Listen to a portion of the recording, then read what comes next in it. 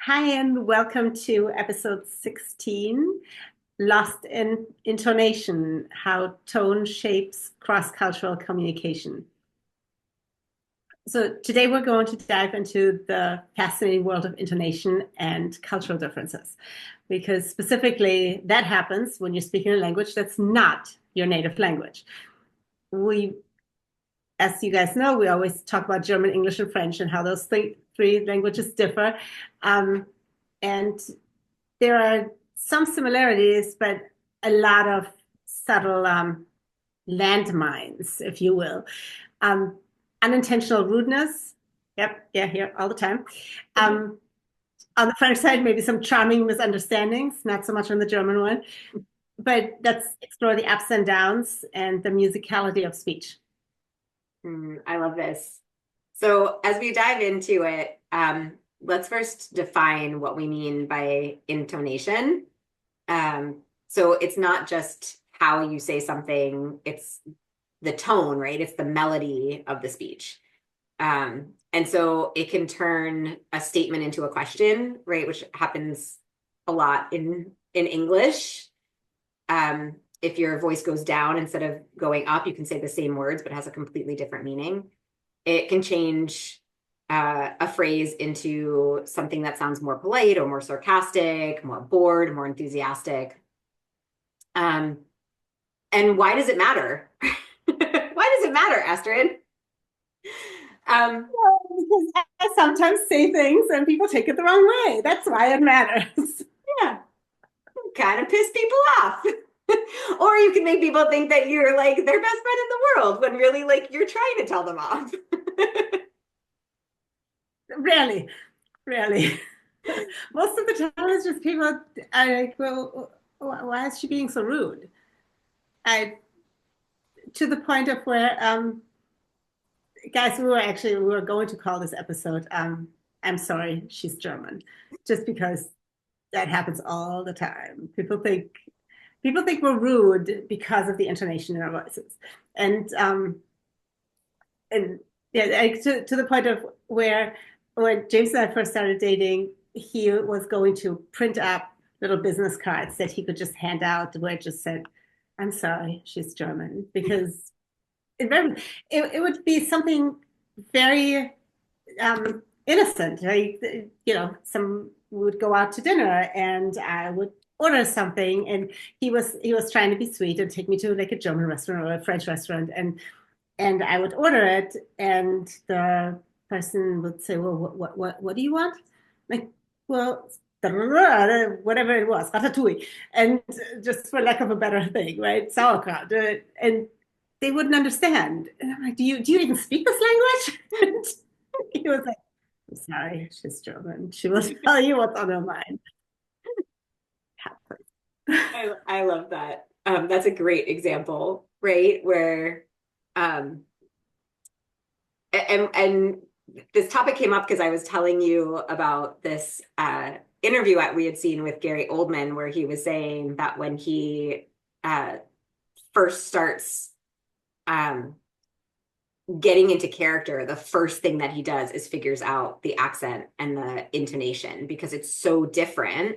And the way you move your body when you're to match the intonation shifts, right? And so it helps him to understand how the character will move and so that's like all part of it. So it starts with the speech. And I just thought that was so fascinating. And then you were sharing these stories of like, people just think I'm rude because and so one of the like the example that you're giving is um this like sort of flat tone, right? This sort of like, do you even speak this language? Like you're not trying to be rude. It's just this kind of, it's just a genuine question, but it's said without like the tones of sarcasm or the tones of Right. politeness that Americans would probably use. And that's why it comes off as feeling, as being interpreted as you being rude.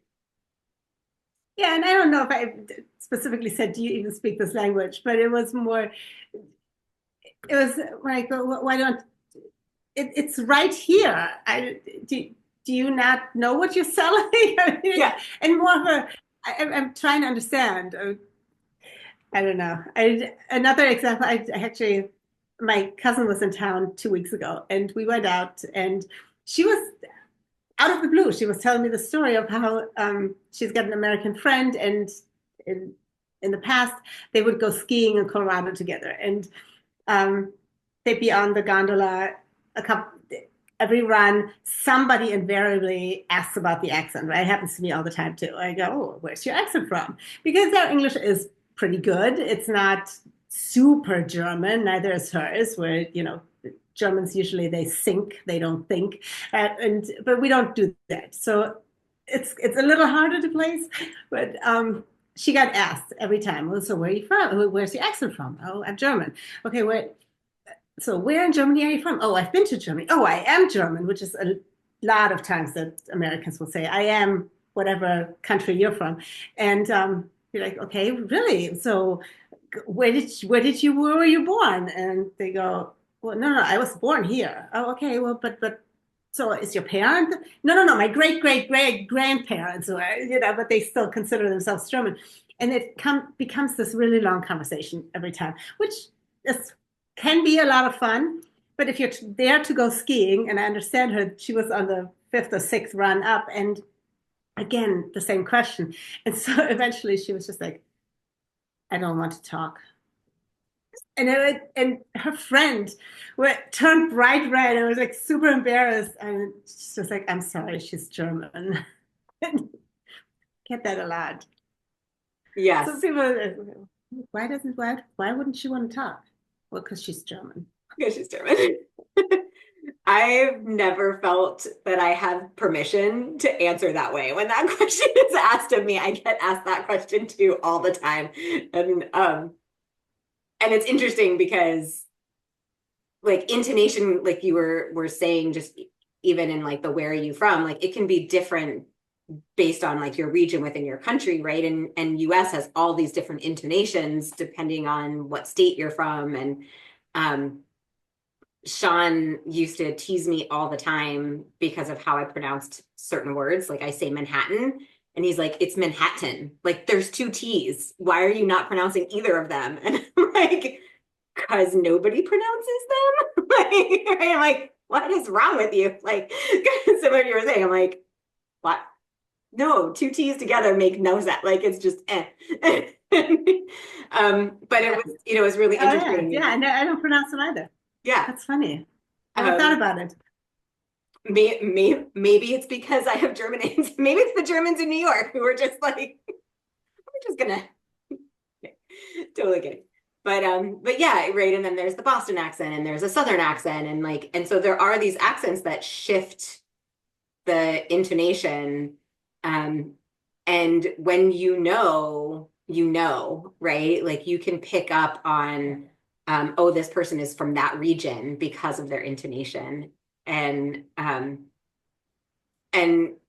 yeah, it always, we've told this story before. My Owen used to ask, like, do we have to speak British English or American English? When we would go, when I would say, like, oh, we're going to meet like so and so, we're going to go meet some like English speaking people or like American, we're going to go meet some friends.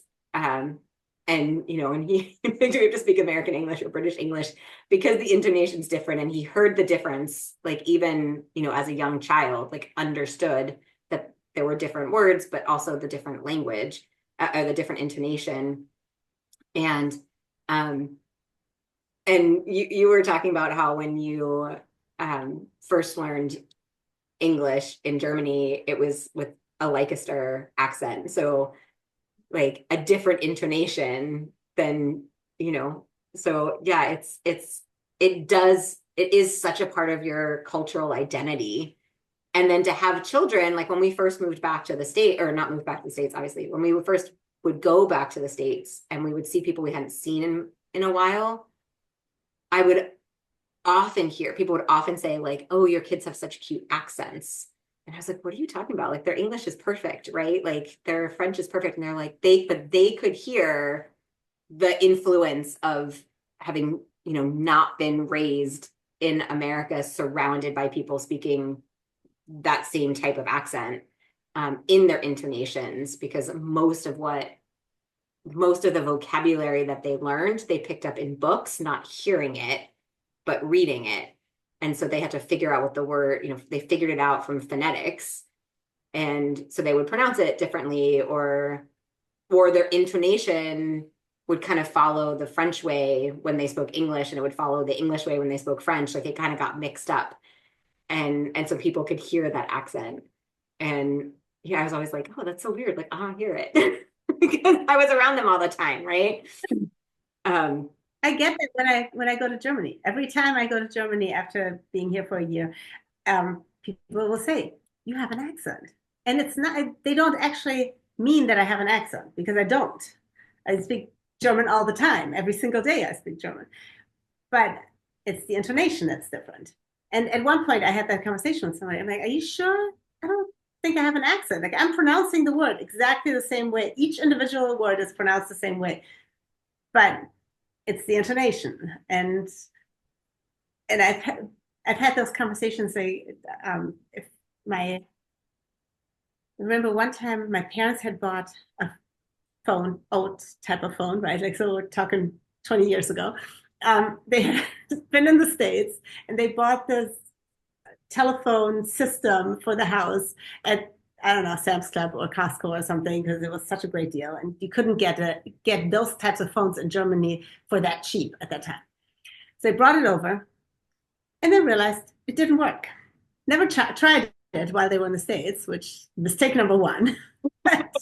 So all that worked was the base of the phone. It wasn't the handset didn't work on one of them. And so we called Costco or Sam's Club from Germany. And we called from the base. And my father got on the phone first, and he's trying to tell them this doesn't work. It doesn't work. And they were super rude to him. And so then I called back, and I'm like, okay, so my parents bought this phone. And I explain it. I'm like, they're like, well, but how are you calling me now? Well, I'm calling you from the base, but I'd really like to bring it back next month and exchange it. And is that possible? And of course they did it, right? Because in America, you can exchange anything, right. anything. But I think part of it too is the background. It's not just the actual words, it's not just the actual intonation, but also the mindset. That in this particular case, the German, my father went into it. I can't do anything about this. I bought this. I made the mistake to not hook it up there, and they're going to say no no matter what, and I don't even know why she's making me call them about me, right? But whereas I went into it, like, oh, of course, they saw it as a faulty thing. It's within 3 months. I'm going to go and exchange it.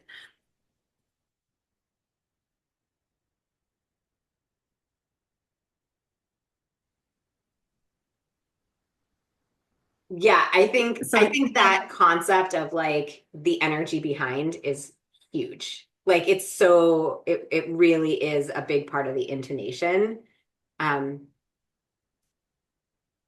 for sure. which is why it's something, which is why you can make something a question or just a flat statement, and it's the same words. Yeah. But I think that's also a big thing is the mindset. So, my cousin saying, I don't want to talk. She really just didn't want to talk. So that's just a statement. Or, or me being curious, like, do you not know what I'm ordering? And yeah, Yeah. that's super rude. I get it. I hear it's super rude, but I don't. And a lot of times it just kind of gets blurted out. That's the blunders. Yeah, and it's interesting because I do feel like um having grown up in an environment with lots of people who spoke different languages, uh the one of the things that my dad used to do, and he still does, when he talks to somebody in English who speaks another language, is he tries to match their intonation and he tries to match their accent. And I always thought it was super rude.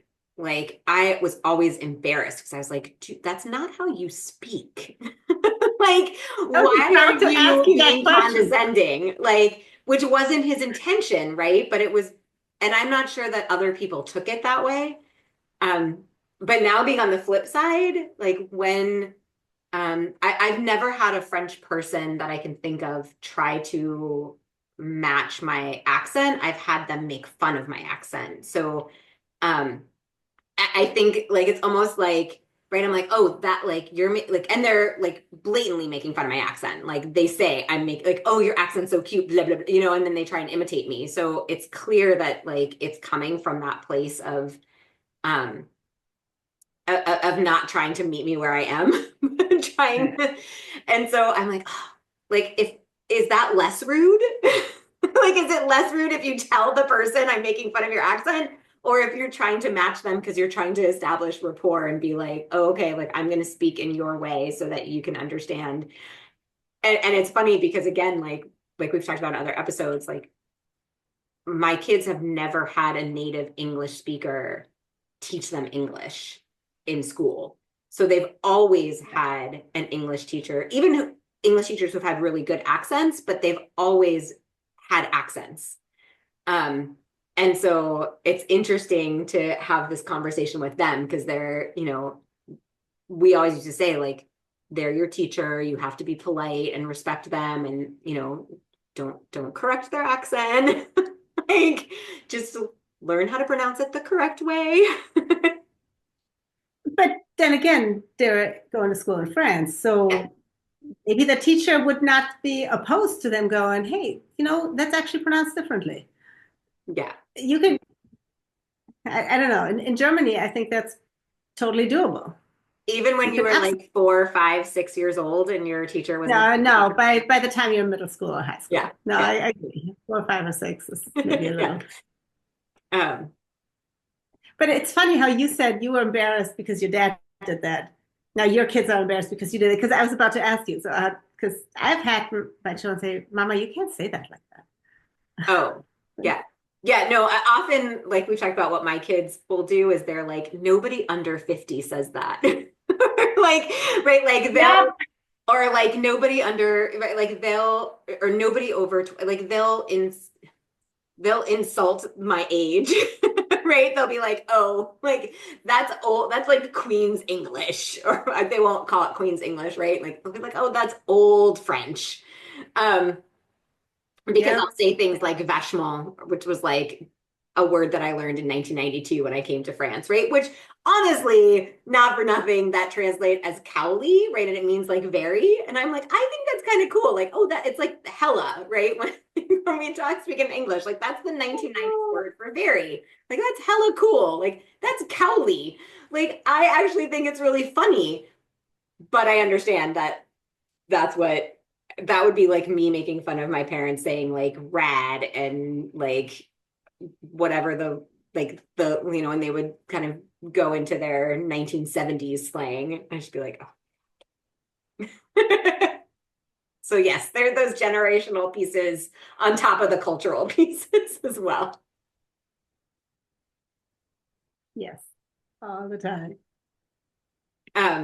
I'm curious So, when you think about like your kids and the intonation that they have, do you hear different intonation when they speak German, when they speak English than what you have, but also that different than what you like other Germans and other Americans hear? Like, do you hear a difference in that mix? yeah.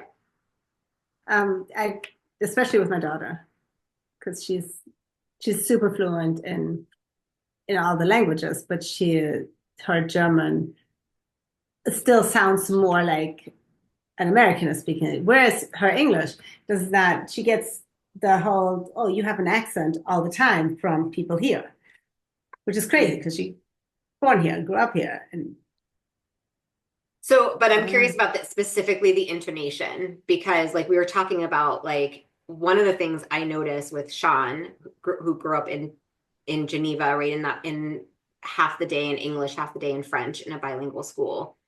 I'm sorry, I'm saying that wrong. He grew up half the time in French school and half the time in English school, um, different years, but then always speaking English at home and speaking French with his friends.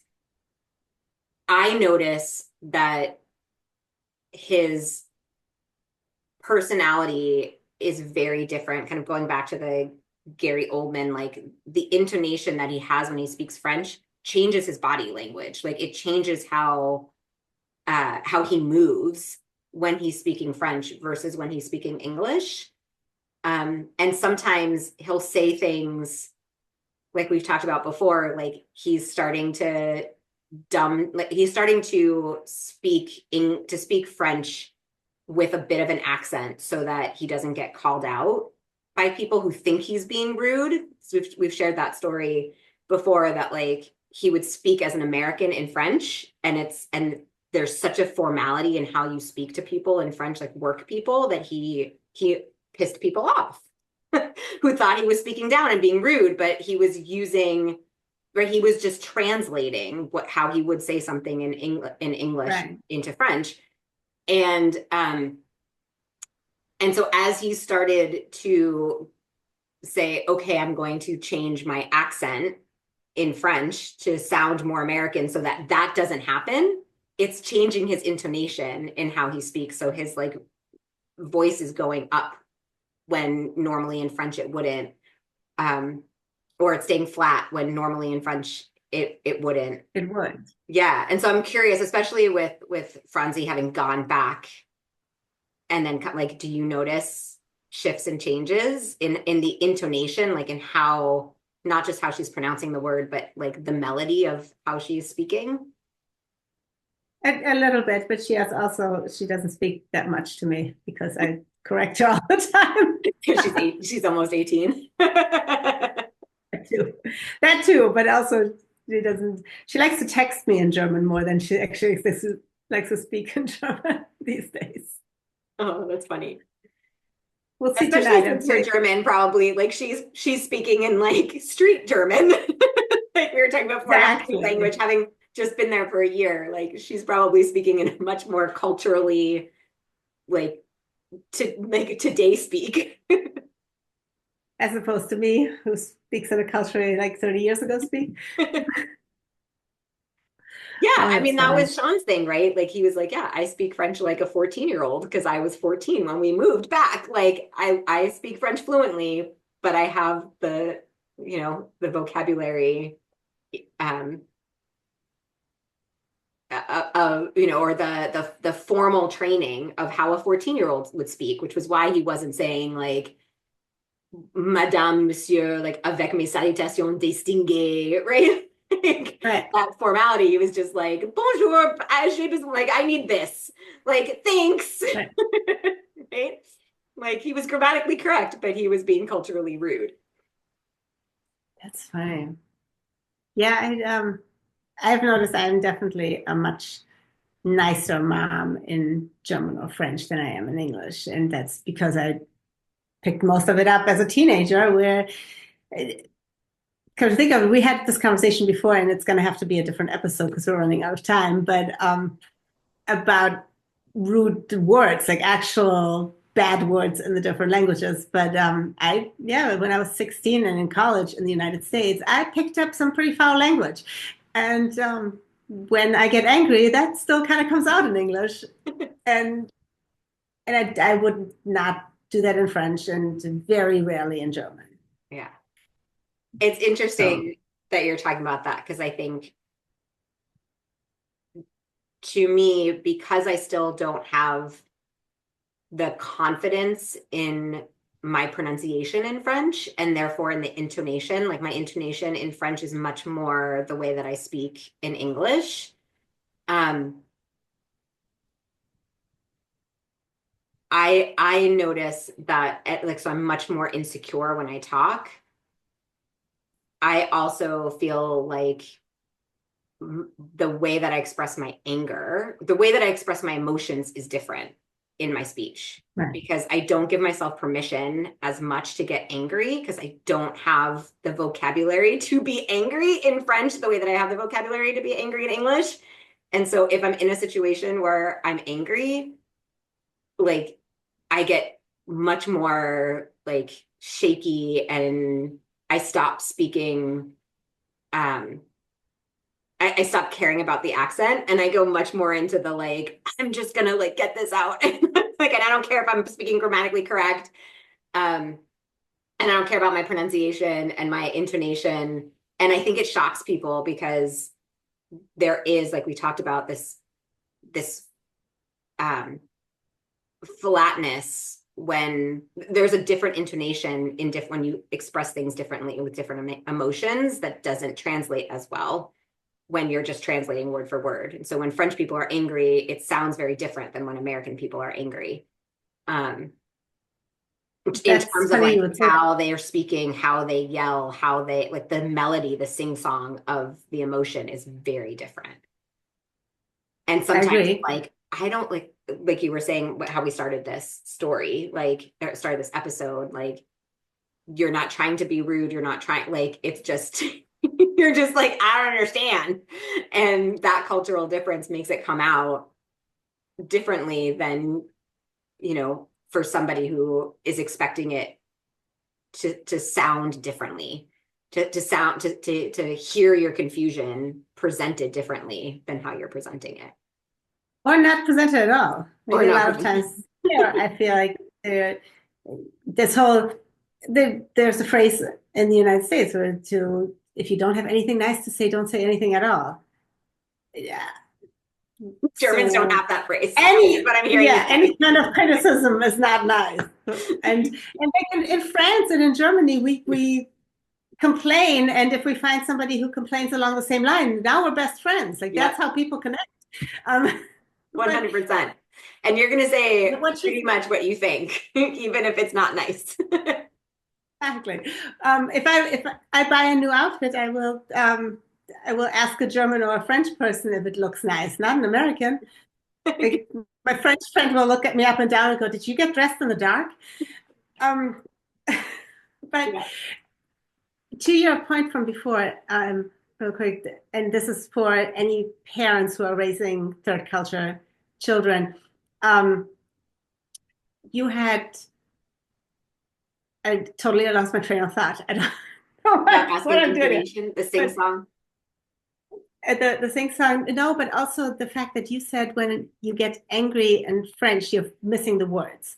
So my son's German is not nearly as great as my daughter's, and therefore, if he's angry, if he's agitated, or he just wants to argue things out, if I make him switch to German, I literally will not engage in the English conversation because one, I now speak like a 16-year-old and I use words that probably shouldn't be used by a parent because now I'm angry. And two, he is much calmer because he needs to actually think about what he's going to say. So Yeah. I found that super helpful. Because I noticed it on my own language issues in different cultures.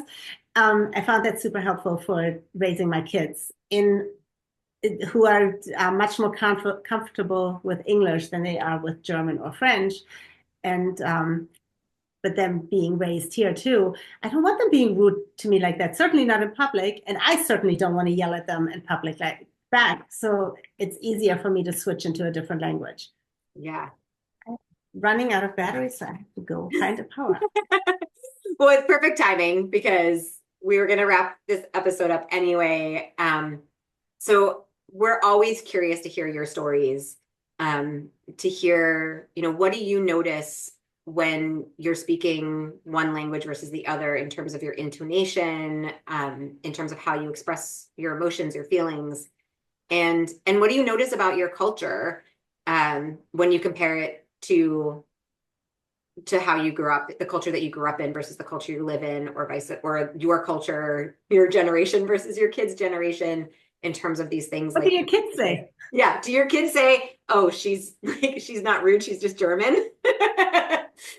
Something like that. Is that what your partner says about you? Here's a business card. I love that. I would love. I would love if you're from another culture other than Germany, France, or the United States. I'd love to hear your story because I'd love to find out if there's anybody else who's as rude as German. All right. Thank you so much for being here, for listening. As always, click like and subscribe if this content resonated with you. And thank you, Astrid, for being such an amazing friend and being on getting through 16 episodes with me, putting up with my intonations and emotions through 16 episodes. Mine is and worse, 18 so years. thank you. Sure. Thank you so much, Marissa. Thank you guys for listening and tuning in. You can find us on Instagram, YouTube, Facebook. You can email us at cultureclashparenting@gmail.com. And we look forward to hearing from you and seeing you again in 2 weeks. Bye.